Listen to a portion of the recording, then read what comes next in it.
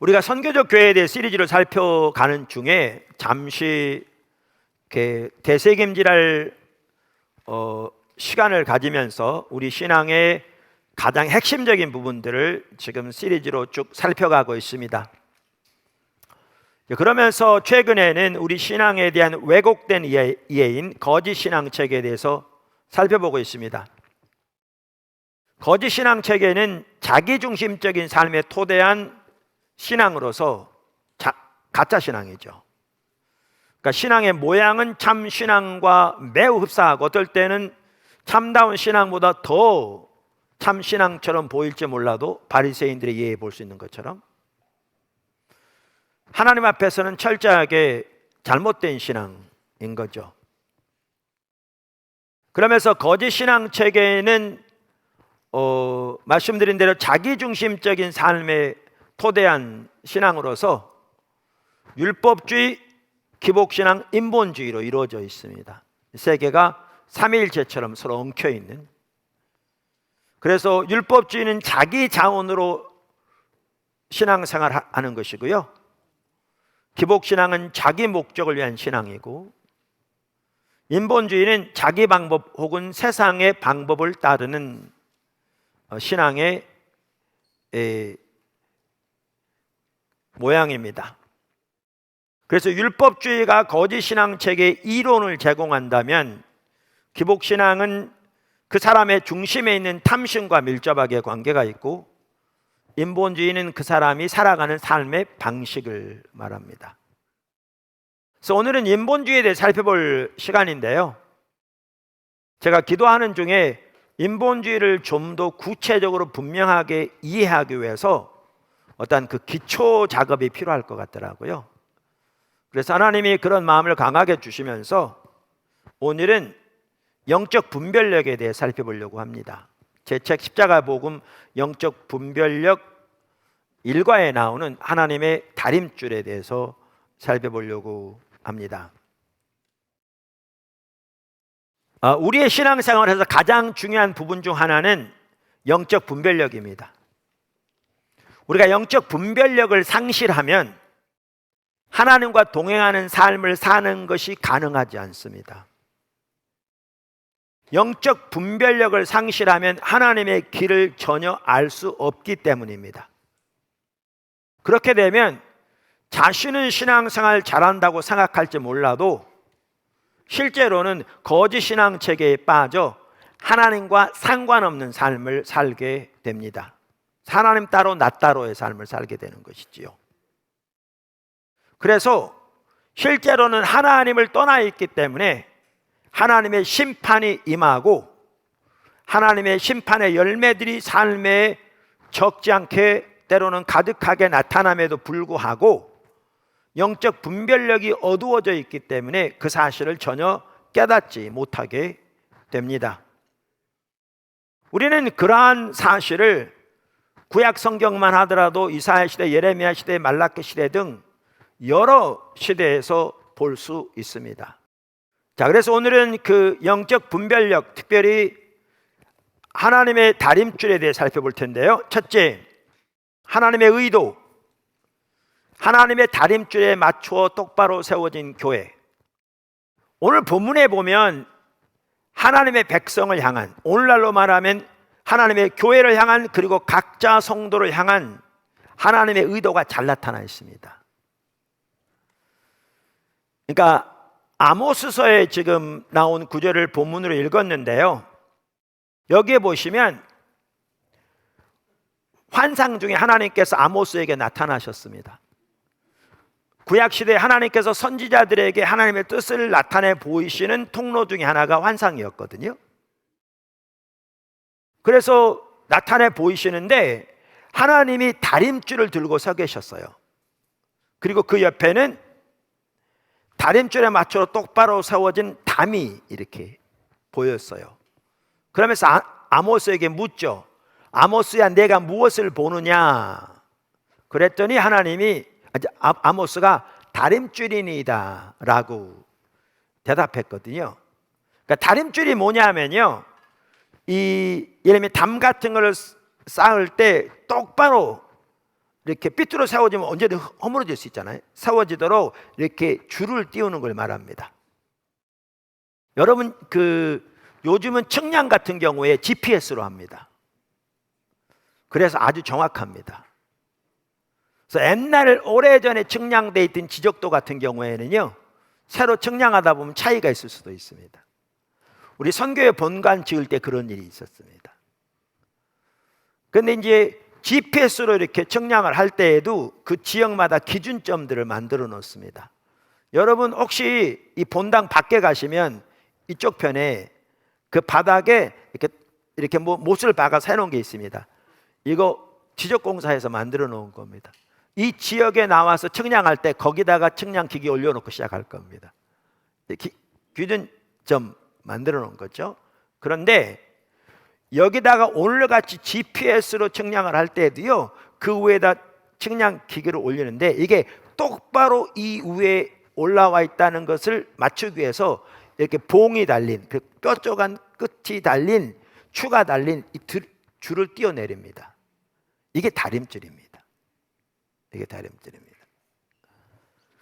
그래서 이 다림줄을 들고 하나님이 서 계셨는데 바로 그 옆에는 다림줄에 맞추어 똑바로 세워진 담이 보였습니다. 그래서 하나님이 아모스에 이렇게 물었고 아모스가 그렇게 대답했습니다. 그랬더니 하나님 뭐라고 그러시냐면, 내가 내 다림줄을 내 백성 이스라엘 가운데 두고 그들을 다시는 용서치 않겠다, 이렇게 말씀하고 있습니다. 그러면 이 구절 어디에서 오늘날 하나님의 교회를 향한, 하나님의 백성을 향한 하나님의 기준을, 의도를 볼 수 있는가라는 거죠.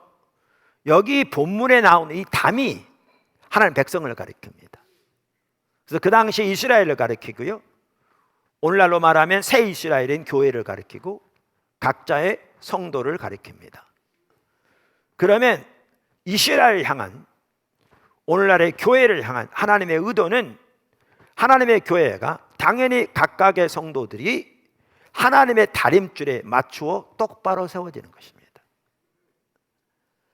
그렇게 교회가 하나님의 다림줄에 맞추어 똑바로 세워질 때에 그 담이 튼튼한 것처럼 교회가 든든히 세워지고, 저는 예수님께서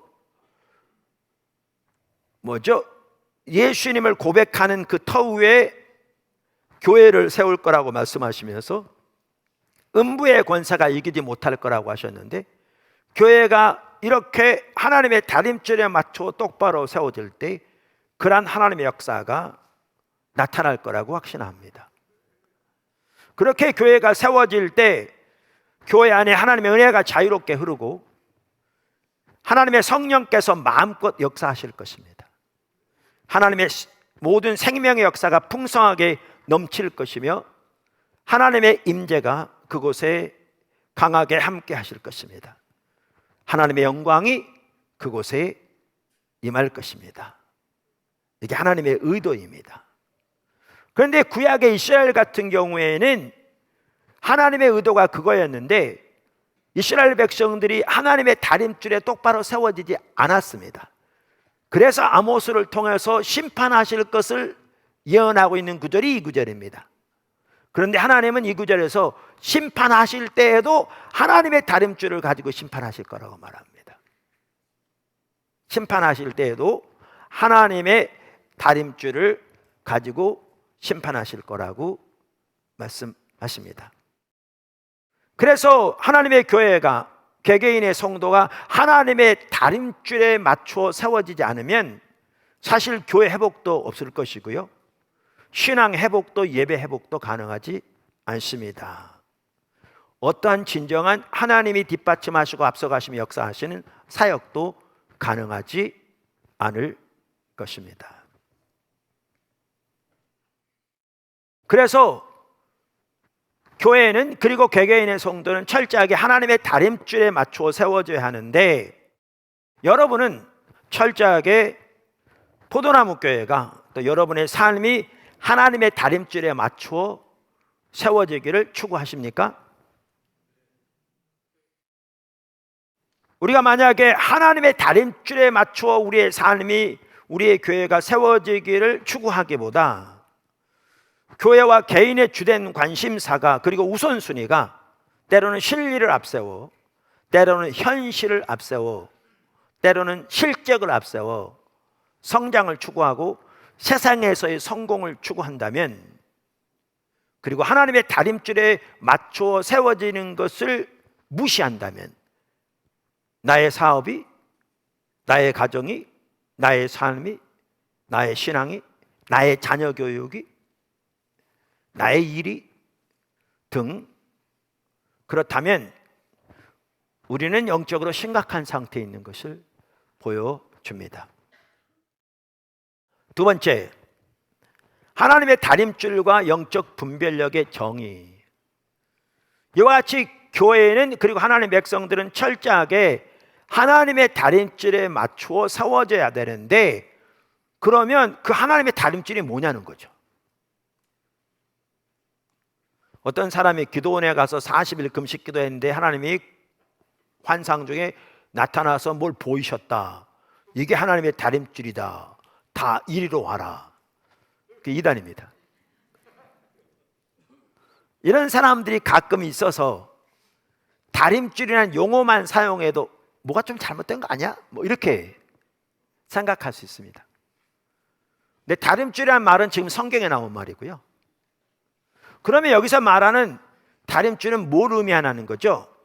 여기서 말하는 다림줄은 하나님의 기준을 말합니다. 그래서 오늘 제목이 하나님의 기준 혹은 하나님의 다림줄에 맞추어 똑바로 세워진 교회입니다. 다림줄은 뭘 말한다고요? 하나님의 기준을 말합니다. 하나님의 말씀인 성경에는 우리의 신학과 우리의 삶과 우리의 사역을 위한 하나님의 기준이 들어 있습니다.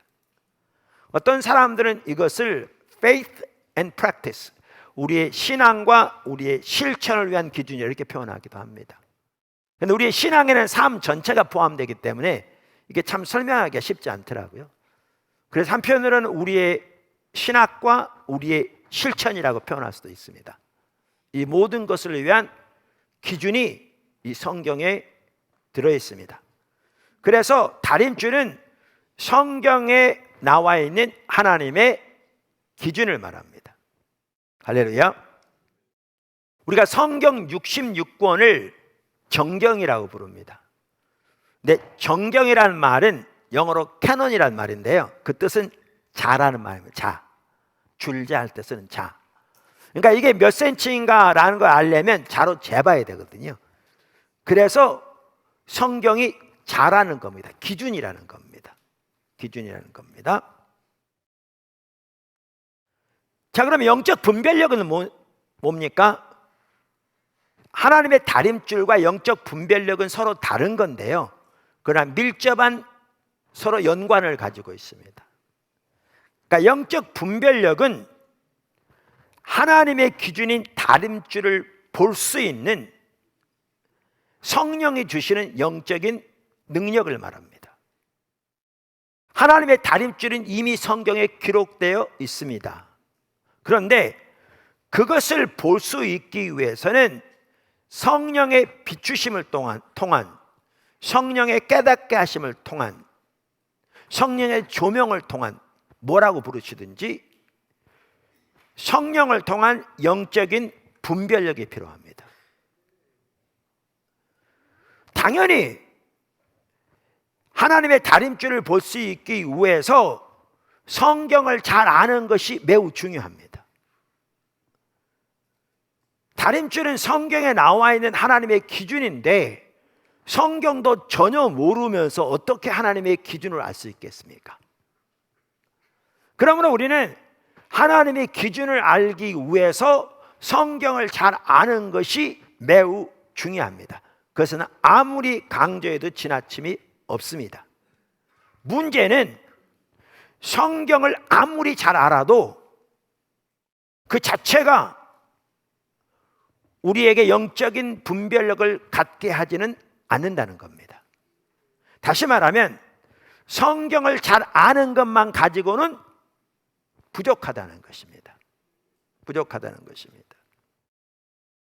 수많은 성경적인 지식과 신학적인 지식을 가지고도 영적으로 철저하게 장님일 수 있습니다. 그에 대한 대표적인 예를 우리는 바리새인들의 삶에서 볼 수 있습니다.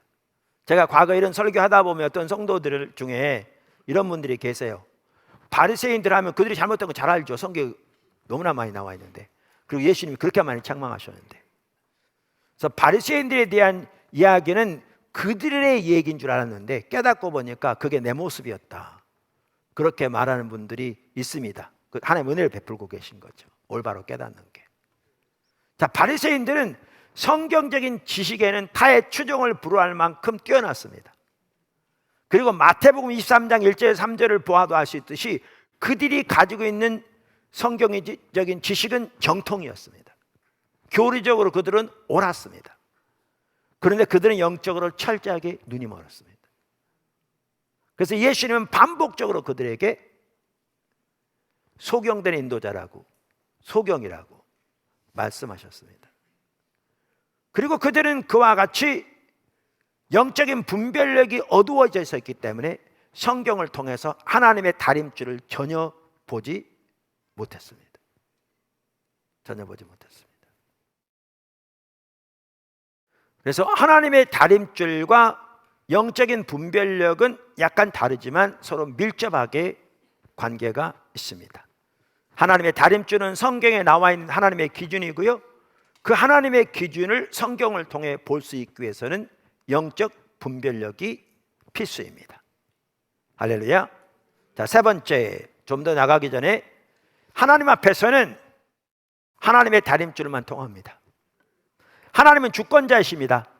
하나님이 주권자이시란 말 속에는 하나님 앞에서는 하나님의 다림줄, 하나님의 기준만 통한다는 것이 포함되어 있습니다. 하나님 앞에서는 하나님의 다림줄만 통하기 때문에 인간의 기준이나 생각이나 조건이나 의견이 아무런 의미가 없습니다.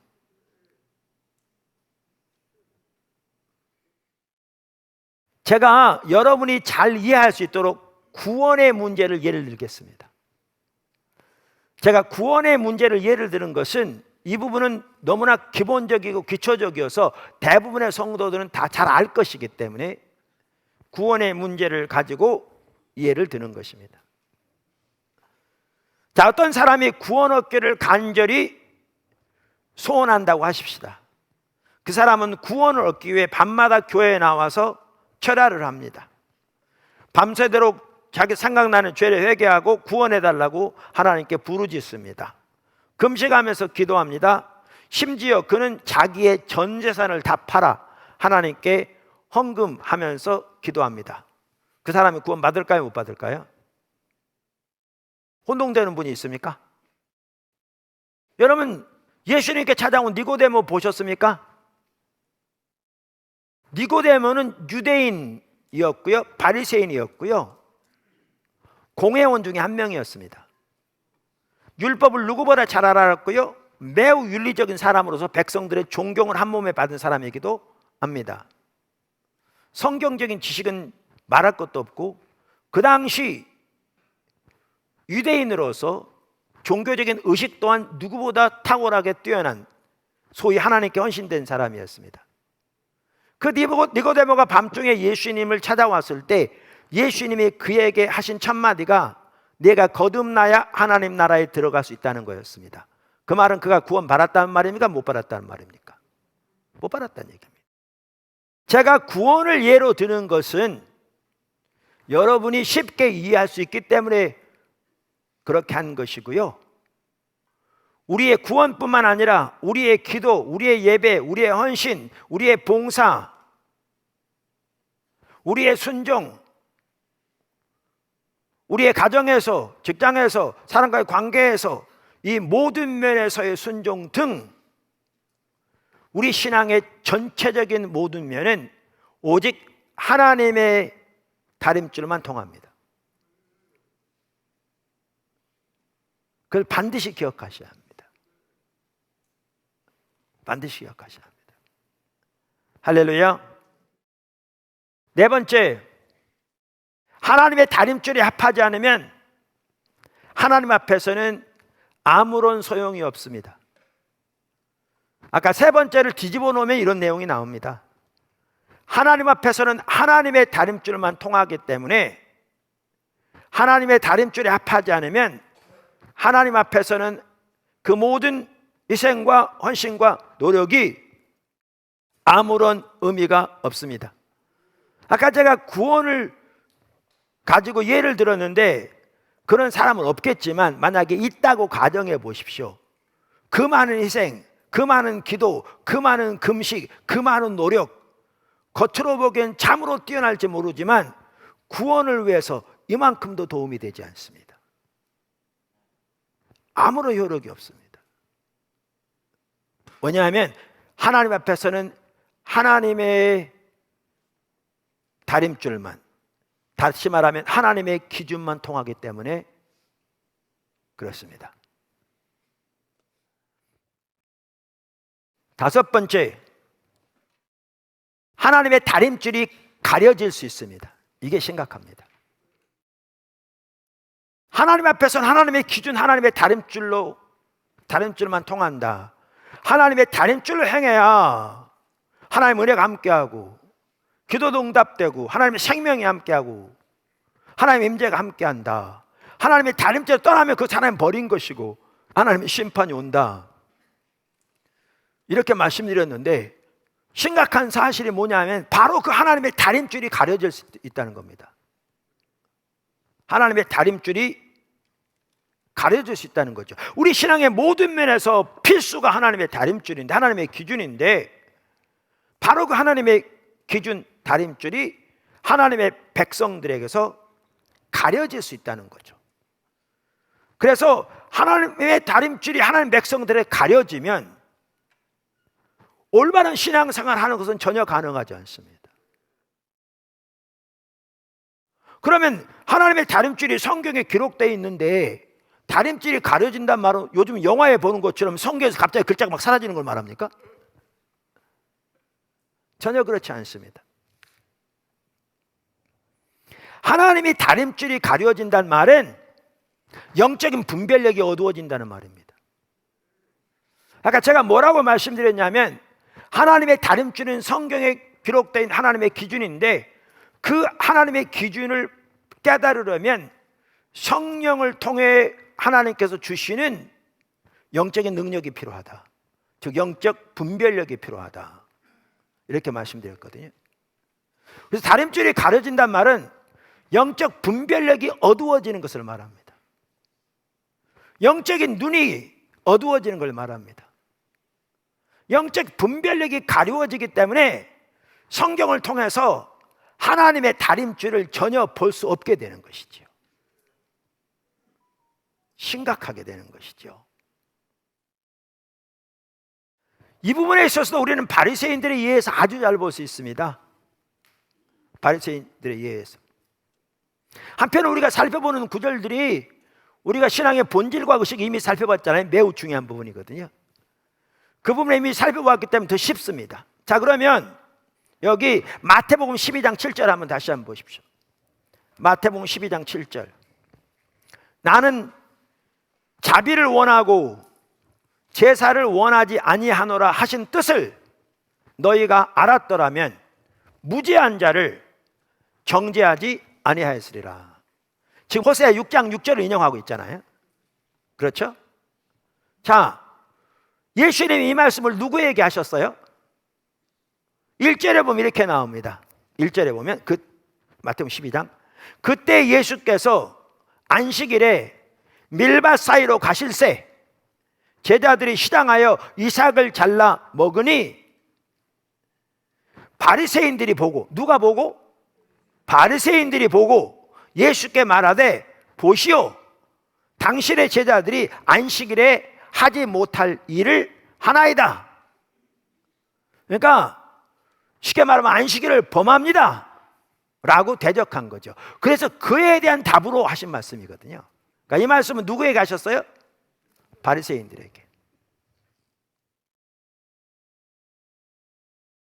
여러분, 그 당시 바리새인들은요, 율법에 나오는 규정들을 613가지로 요약해서 그것을 철저히 지키려고 노력했습니다. 그런데 그 규정들 중에 가장 중요하게 여긴 것 중에 하나가 안식일에 관한 규정들입니다. 안식일. 그래서 안식일을 거룩하게 지키기 위해 성경에 보면 일하지 말라고 나와 있기 때문에 그들은 안식일을 거룩하게 지키기 위해 일을 하지 않으려고 일을 다양하게 세분화했습니다. 그래서 제자들이 아침에 시장에서 밀을 꺾어서 비벼서 먹었는데 먹은 게 안식일을 범한 게 아니고 밀을 꺾어서 비빈 행위가 추수에 해당하는 일에 해당하는 거라는 겁니다. 그래서 안식일에 일함으로써 안식일을 범하고 있다라고 지금 예수님을 대적한 겁니다. 여러분, 안식일을 거룩하게 지키는 건 오늘날도 중요합니다. 모르셨습니까? 오늘날은 안식일이, 그러니까 주일이 안식일을 대체했죠. 주의 날. 당연히 중요합니다.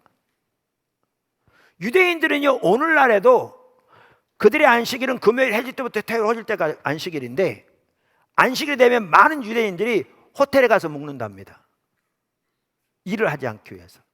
자, 그래서 그 당시에 안식일을 그렇게 지키고 있는데 예수님의 제자들이 이걸 꺾어서 먹으니까 안식일을 범했다고 지금 대적한 겁니다. 우리가 예수를 믿으면 다 부자 될 줄 아는데 예수님의 제자들은 먹을 게 없어서 밀을 비벼 먹었습니다. 사도마도 12명이라 떼거지로 몰려다니니까 그 당시 부유한 시대가 아닌데 밥 먹을 게 없을 때가 많았습니다.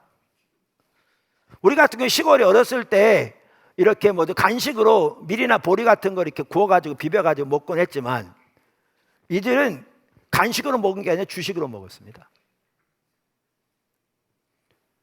그런데 그렇게 말했을 때 예수님이 그에 대한 답변으로 하신 말씀이 뭡니까?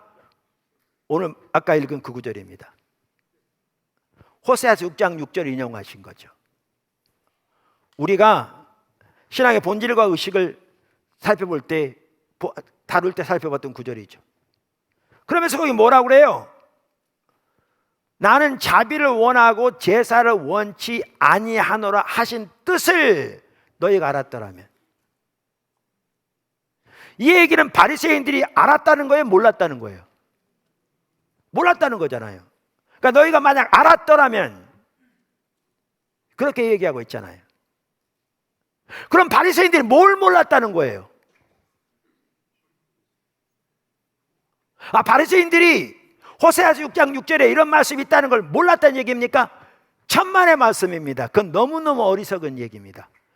서기관이 예수님에게 대답한 내용 중에 보면 그들이 이 구절을 잘 알고 있는 것을 명확하게 볼 수 있습니다. 성경에 보면. 그럼 뭘 몰랐다는 얘기입니까? 그들이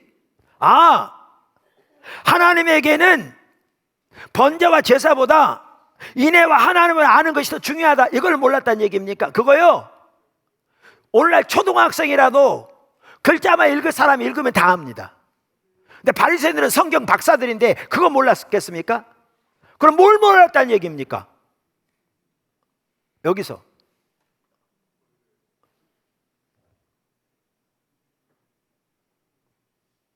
이 말이 의미하는 가장 근본적인 의미를 몰랐다는 얘기죠. 쉽게 말하면 여기서 말하는 인애와 하나님을 아는 것을 말하는데, 인애는 가장 먼저 하나님을 사랑하는 거라고 그랬잖아요. 하나님을 사랑하는 것이 무슨 뜻인지 잘 모르고 있는 거죠. 그러면서 그들은 성경적인 지식에는 타의 추종을 불허할 만큼 뛰어나고 그 지식이 정통적이었을지 모르지만 하나님을 아는 것, 하나님을 사랑하는 것 등 가장 기본적인 것에서부터 하나님이 의미하는 진정한 의미가 완전히 가려진,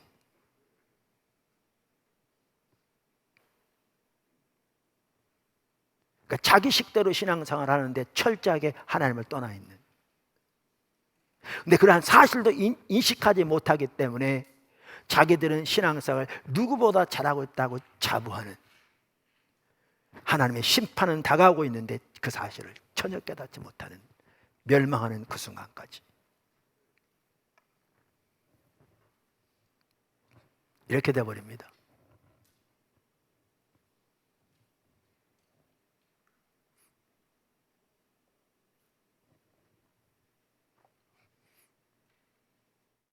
여섯 번째, 그 사실 아까도 말씀드린 대로 이러한 상황을 보면요, 오늘날의 교회가 바리새인과 전혀 다르지 않습니다. 제가 보기엔 더 심각했으면 심각했지. 여러분, 예배만 해도 그렇습니다. 나중에 기회 되면 예배 살펴볼 줄 모르지만 오늘날 적지 않은 사람들이 예배를 뭐로 예배라고 생각하냐면 주일날 빼놓지 않고 와서 점잖게 하나님께 예배를 드리고 가면 된다고 생각합니다. 그리고 이거를라도 해야 하나님 복을 받을 거라고 생각하는 거죠. 그리고 와서 그렇게 예배 드리고 가면 종교적인 의무 다 했다고 생각합니다. 중요한 것은 우리 예배는 하나님 얼굴을 구하여 나오는 건데, 하나님께서 행하신 그 놀라운 일들을 인하여 하나님께 찬사를 드리고 하나님 그분으로 인하여 마음껏 기뻐하고, 그래서 하나님 마음껏 높일 뿐만 아니라 하나님의 뜻을 알아 그 가운데 함께 하기를 열망해서 하나님의 뜻과 의중을 알기 위해 주님을 찾아 나온 게 예배인데, 그렇기 때문에 성전의 예배의 핵심은 하나님의 임재로서 아무리 종교적인 의식이 들였을지 몰라도 그렇게 하나님을 예배하는 가운데 하나님의 임재가 함께 하시고 그걸 통해서 하나님을 개인적으로 알게 되고 하나님의 뜻과 의중을 알게 되고 하나님의 만남이 이루어지고, 그래서 내 삶이 하나님 앞에서 비춰지고 돌이켜지며 하나님의 뜻을 알아 내 삶이 거기에 드려지고 하나님께서 우리 가운데 운행하셔서 하나님의 일을 이루시는, 이것이 되어지지 않으면 껍데기만 남는 건데, 껍데기만 남는 건데, 마당만 밟고 지나가는 건데 하나님이 누가 그걸 요구했느냐고. 내 마당만 밟고 지나간다고 그랬는데, 오늘날 성도들은 주일날 빼놓지 않고 이 자리만 데우고 가면 그게 기본적인 의무로서 예배를 드렸다고 생각하니까, 그리고 그 대가로 하나님이 복 줄 거라고 생각하니까 이게 얼마나 심각하게 하나님을 떠난 가짜 신앙인 것을 전혀 알지 못한 채 매주일 왔다 갔다 하면서 이만큼도 주님과 동행한 삶이 되지 않는, 그게 현실입니다. 여섯 번째, 다림질이 가려워지면 성경을 읽어도 하나님의 올바른 음성을 듣지 못합니다. 성경을 100번 통독하고 성경 전체를 달달 외워도 성경을 통해서 목이 터져라 외치시는 하나님의 음성을 전혀 듣지 못합니다. 성경은 하나님의 관점에서 쓰여졌다는 사실을 기억하셔야 합니다. 성경은 그 시대를 하나님이 어떻게 보시는가를 기록하고 있습니다. 앞으로 다가올 하나님의 일들을 물론 말씀하시기도 합니다. 그러나 훨씬 많은 부분은 하나님께서 그 시대를 어떻게 보시는가를 말씀하고 있습니다. 우리가 성경에서 하나님이 말씀하시는 바를 올바로 이해하려면, 그래서 그 하나님 말씀하신 바로 우리 자신을 비춰보고 우리가 지금 영적으로 어떤 상태에 있는지, 왜냐하면 성경 기준이니까, 그리고 어떻게 돌이켜야 할지를 이해하려면 영적 분별력이 필수입니다. 그래서 그 영적 분별력을 통해 하나님의 기준을 보아야 우리 자신을 볼 수 있습니다. 그리고 어떻게 돌이켜야 할지를 볼 수 있습니다. 표준시를 보아야 내 시계가 옳은지 틀린지를 볼 수 있고 어떻게 조정해야 할지를 안다고요.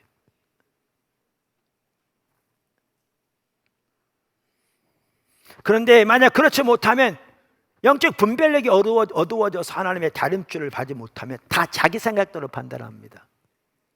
자기 생각, 자기 의견, 사람들의 평가, 하나님 앞에 아무런 쓸모도 없는데,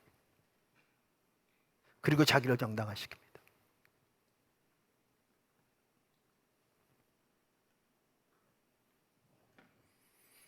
그래서 그러한 이해를 가지고 있으면 성경을 아무리 보아도 하나님의 의도를 전혀 보지 못합니다. 마지막으로 일곱 번째, 영적으로 보지 못하는 것이 하나님 앞에서 정당화되지 않습니다. 이게 무서운 겁니다. 어떤 사람은 그럴 수 있어요. 나 몰랐는데요. 다 못 봤다고 그랬죠. 여기 보면 이사야 시대도 못 보고 말락 시대도 못 보고 바리새인도 못 보고 또 다른 시대 뭐 예레미야 시대도 못 보고 뭐 엘리 시대도 못 보고 다 못 봤잖아요. 사사 시대도 못 보고 다 못 봤어요. 교회 역사를 보더라도 수많은 시대 똑같았고, 그럼 못 봤기 때문에 우리는 그럴 수 있어요. 나는 못 봤는데요. 그럴 수 있어요. 근데 그게 하나님 앞에서 안 통해요. 그게 정당화되지 않아요. 왜냐하면 성경 어디에도 그들이 보지 못한 것이 정당화되지 않아요. 왜 그런 줄 아십니까? 제가 오늘은 영적 분별력에 대해서 나오는 제 책 1과를 지금 살펴보고 있는데요. 2과 3과는 살펴보지 않겠죠. 여러분 책 보시면 될 텐데, 왜 이게 정당화되지 않느냐면 영적인 눈이 가려진 것은 우리의 자세와 관련이 있기 때문에 그렇습니다. 우리의 자세와 태도가 하나님 앞에 올바르지 않기 때문에 영적인 눈이 어두워지기 때문에, 영적인 눈이 어두워지는 것에 대한 책임이 우리에게 있기 때문에 영적으로 눈이 어두워져 보지 못하는 것이 하나님 앞에서 정당화되지 않습니다. 그래서 무섭습니다. 그래서 저들이 보지 못한다고 심판이 돌이켜지지 않았습니다. 오히려 성경에 보면 저들을 보지 못하게 해서 돌이키지 못하게 하라 이렇게 써 있어요. 그러니까 한편으로 보면 하나님이 이제 저들이 못 돌이키게 아예 못 보게 하는 것처럼 돼 있어요. 마태복음의 말도 구약의 말도 그렇게 돼 있어요. 근데 저는 그걸 이렇게 생각합니다. 다르게 생각하셔도 좋아요. 근데 저는 이렇게 생각합니다. 하나는요, 이게 영적인 법칙 중에 하나가 빈익분 부익분인데, 우리 자세가 올바르지 못하 하나님을 떠나고 탐심 가운데 우상숭배 가운데 거하면 눈이 어두워집니다. 그러면 하나님의 메시지는 점점 더 강해진다고 그랬잖아요. 왜냐하면 돌이키기 원하시니까. 근데 점점 강해지면 하나님을 떠날수록 하나님의 정직한 메시지를 싫어합니다. 이건 신약이건 구약이건 교회사건 똑같습니다. 싫어합니다. 싫어하기 때문에 돌이켜지지 않습니다. 그럼 결과가 뭔데요? 눈이 더 어두워집니다. 그래서 깨닫게 하시는 것이 축복입니다. 그 메시지가 아무리 강할지라도 하나님을 떠난 내 모습을 적나라하게 깨닫게 해주시고 어떻게 돌이킬 수 있도록 깨닫게 해주시는 것이 하나님의 은혜가 함께 하시는 사인입니다. 하나님의 은혜가 거치면 그 일이 일어나지 않습니다. 인본주의에 대해 살펴보기 전에 그 심각성을 이해하려면 영적 분별력 이 부분을 알아야 합니다. 사실 여러분 주보에 보면 이게 다 이렇게 나와 있잖아요. 제가 그걸 설교하려고 어제까지 생각하고 있었습니다.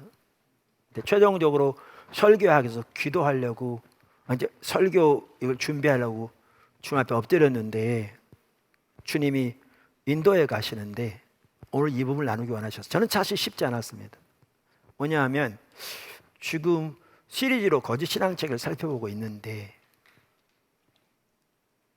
약간 옆으로 간 것 같기도 하고, 물론 인본주의가 얼마나 심각한 죄인가를 보기 위해 이런 부분을 살펴보기를 원하시는 마음은 주셨지만 과연 오늘 설교가 거기에 합당하나 그래서 고민 많이 했습니다. 근데 제가 기도한 바는 주님은 반드시 그 말씀을 전하기 원하셨습니다. 제가 선교적 교회 나눌 때도 힘들할 때, 성도들이 힘든 걸 보면 저는 더 힘들 때 주님은 반복해서 저에게 전하라고.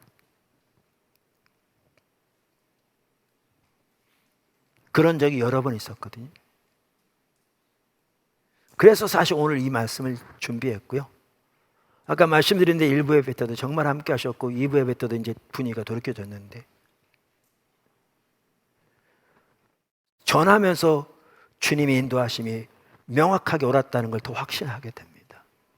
이 부분에 대한 올바른 이해가 있어야 그동안 살펴본 거짓 신앙체가 왜 문제인지도 볼 수 있고 앞으로 살펴볼 인본주의가 왜 심각한 죄인가도 볼 수 있습니다. 이 시대가 이사야 시대가 너무 흡사합니다. 아니, 이사야 시대보다 못합니다. 그 시대는 종교적인 의식은 그나마 많았습니다. 이 시대는 많은 경우에 저는 그렇게 생각합니다. 이사야 시대에서 말라기 시대로 가는 어느 중간에 있습니다. 돌이켜야 합니다. 돌이킬 수 있기를 주님으로 축원합니다.